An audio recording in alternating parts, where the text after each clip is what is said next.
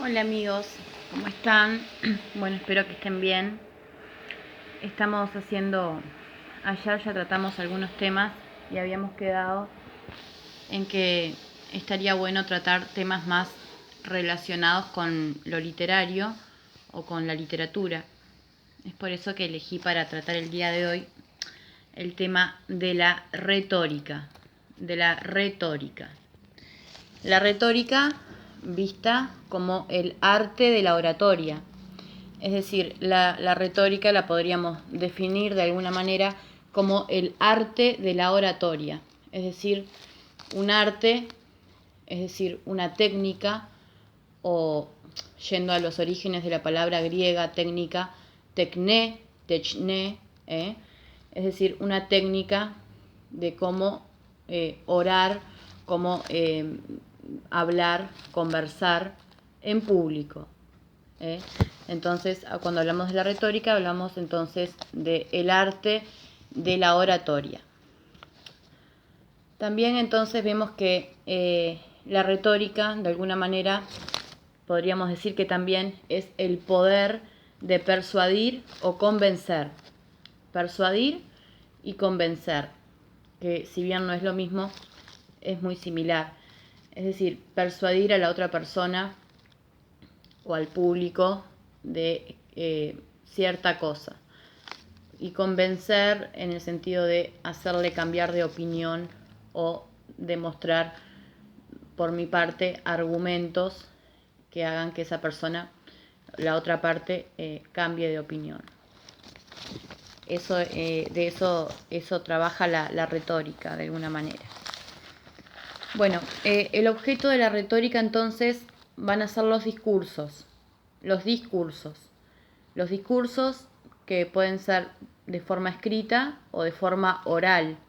Por lo general serán de forma oral porque estaremos hablando de la oratoria.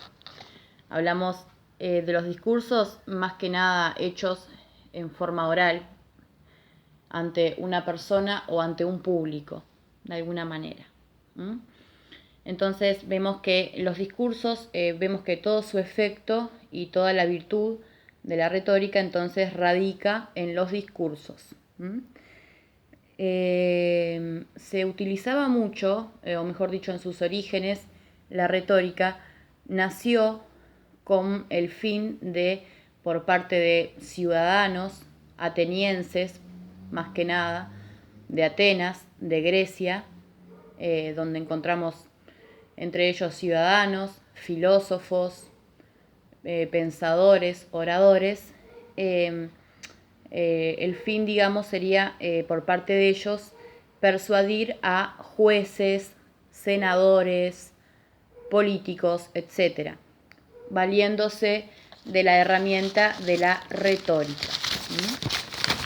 Bueno, vamos a ver un poquito más. ¿Qué decía Sócrates?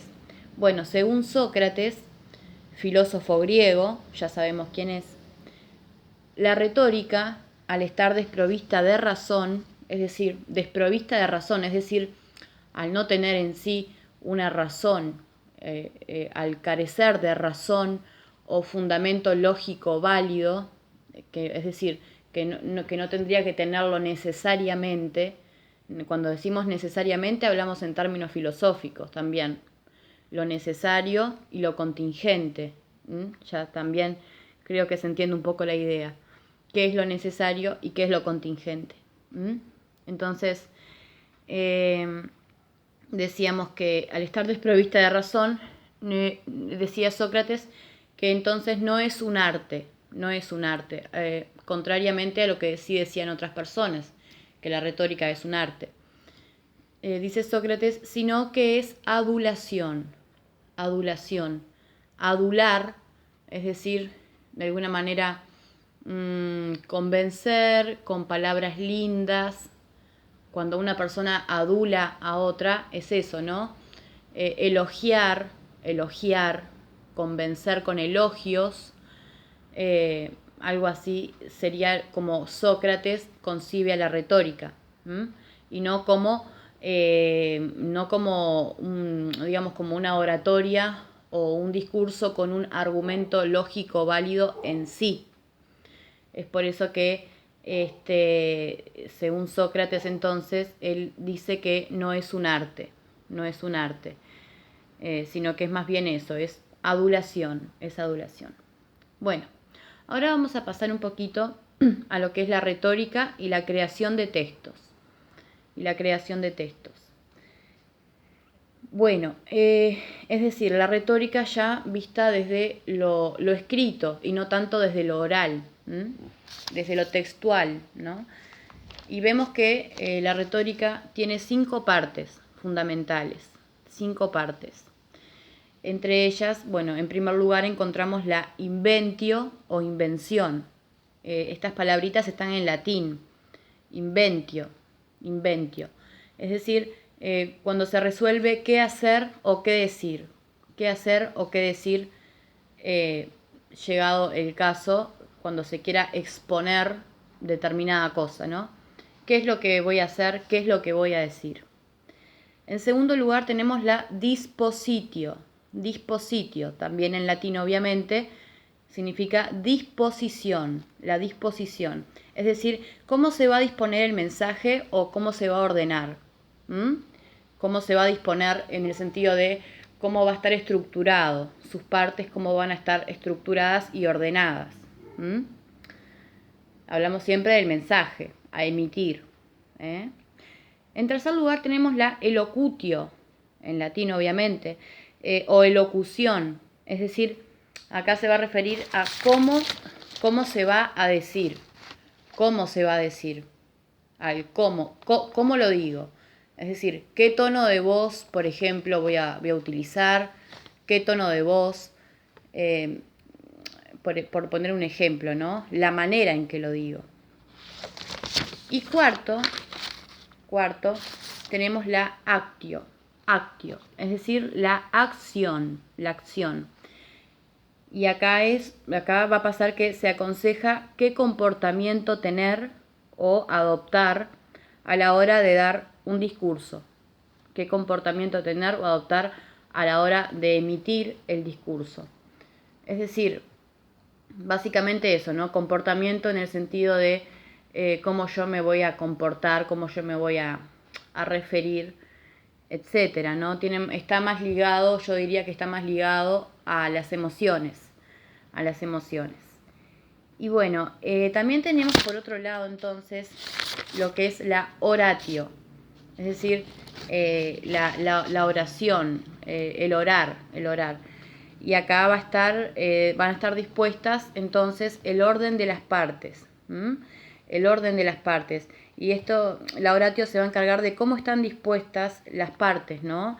Es decir, puestas en palabras. Cómo es que se ponen en palabras las partes a la hora de el orador, por eso es que hablamos de la oratio, transmitir el mensaje que tiene que transmitir. Bueno, por otro lado tenemos otra parte muy importante en un discurso, que es la egresio. Es decir, es la existencia de una parte móvil, que no necesariamente corresponde al discurso en sí, sino que es una parte, digamos, que es como un apéndice, se puede tomar como un apéndice, que si bien tiene relación con el discurso del cual se está tratando, el discurso de origen, por ejemplo, el discurso va a tratar sobre la suba de impuestos en Grecia. Entonces el orador va a hablar de eso.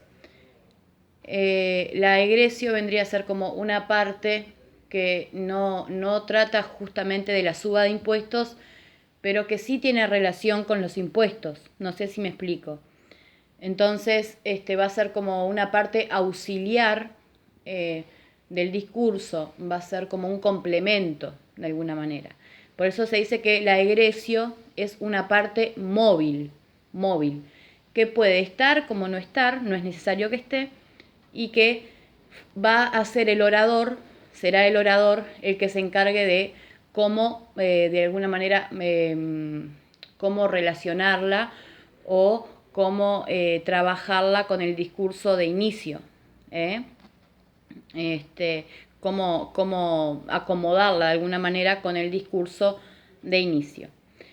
Entonces definimos al agresio como un fragmento ornamental. Recordemos que lo ornamental está relacionado con la belleza, con el adorno, más que nada con el adorno. O sea que el agresio cumple la función de adornar, embellecer, adornar, embellecer el texto de base. Es decir, es un fragmento que se toma para complementar el texto de base con el fin de adornarlo o embellecerlo. Básicamente es eso. Por eso puede estar como no. Es un fragmento ornamental fuera de tema o que se vincula con ese tema con un nexo muy débil y cuya función es hacer brillar al orador. Entonces va a ser como, yo no diría que es una muletilla, porque una muletilla es mucho más, es otra cosa, es mucho más simple y es mucho más acotado, pero cumple la función de muletilla en el sentido de una cosa que se agrega